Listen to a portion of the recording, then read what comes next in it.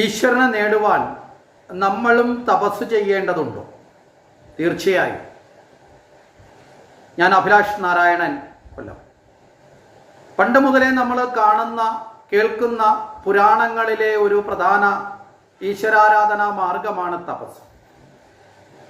ഒരുപക്ഷെ നമ്മുടെ മനസ്സിൽ തപസ് എന്നത് വനത്തിൽ പോയിരുന്ന് യോഗനിഷ്ഠനായി ഭക്ഷ്യവസ്തുക്കളെ ഉപേക്ഷിച്ച് മന്ത്രജപത്തോടുകൂടി ധ്യാനത്തോടുകൂടി പ്രവേശിക്കുന്നത് ഒന്നാണെങ്കിൽ ഇന്നത്തെ കാലത്ത് അത് ആവശ്യമുണ്ടോ എന്ന് നമ്മൾ ചിന്തിക്കാം. ഇവിടെ വനത്തിൽ പോയിരുന്ന് മന്ത്രജപത്തോടുകൂടി കഠിനവ്രതത്തോടുകൂടി മാത്രം അനുഷ്ഠിക്കേണ്ടതല്ല തപസ്. സാധാരണ ഭക്തിയിലും നമ്മുടെ ജീവിതത്തിലും നമുക്കും തപസ് അനിവാര്യമാണ്. ത്രിവിധമായ തപസ്സുണ്ടാവണം നമ്മുടെയൊക്കെ ജീവിതത്തിലും. 3 തരത്തിലുള്ള തപസ്സിലൂടെ വേണം നമ്മുടെയൊക്കെ ജീവിതം ശ്രേഷ്ഠമായി മാറേണ്ടത്.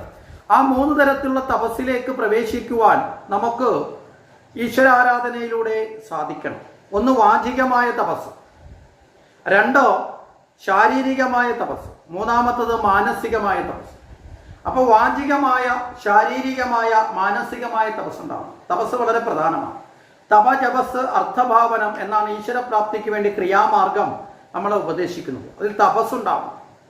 തപസ് എന്ന് വെച്ചാൽ നിരന്തരമായ പ്രയത്നം, ഭഗവാനിലേക്കുള്ള പ്രയത്നം ഉണ്ടാവണം.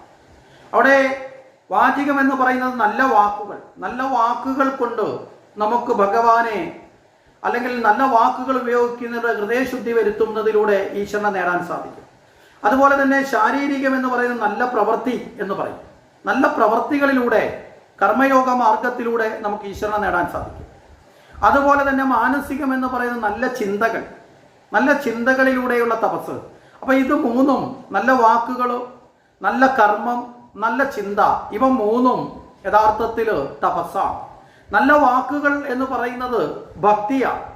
നല്ല പ്രവൃത്തി എന്ന് പറയുന്നത് കർമ്മമാണ്. അതുപോലെ നല്ല ചിന്ത എന്നത് ജ്ഞാനമാണ്. അപ്പൊ നല്ല ചിന്ത, നല്ല കർമ്മം, അതുപോലെ നല്ല പ്രവൃത്തി, ഇവ 3ഉം സമുന്നയിപ്പിച്ചുകൊണ്ട് ഈ ത്രിവിധ തപസ് അനുഷ്ഠിച്ചുകൊണ്ട് വേണം നമ്മൾ ഭഗവാനിലേക്ക് എത്തിച്ചേരാൻ. ഈ തപസ്സിൻ്റെ തീവ്രതയനുസരിച്ച് നമ്മൾക്ക് മനഃശുദ്ധി ഉണ്ടാവും. ആ മനഃശുദ്ധിയുടെ ഏറ്റം അനുസരിച്ച് തീർച്ചയായും ഈശ്വരനെ നമ്മുടെ ഉള്ളിലേക്ക് നേടുവാനുള്ള പ്രാപ്തിയും അതിനുള്ള സൗഭാഗ്യവും നമുക്ക് വന്നു ചേരും. അപ്പോൾ ത്രിവിധ തപസ്സുകളിലൂടെ നമ്മുടെ ജീവിതത്തെ ശുദ്ധീകരിക്കാൻ നമുക്കേവർക്കും സാധിക്കട്ടെ എന്ന് പ്രാർത്ഥിച്ചുകൊണ്ട് നിർത്തുന്നു. നമസ്കാരം.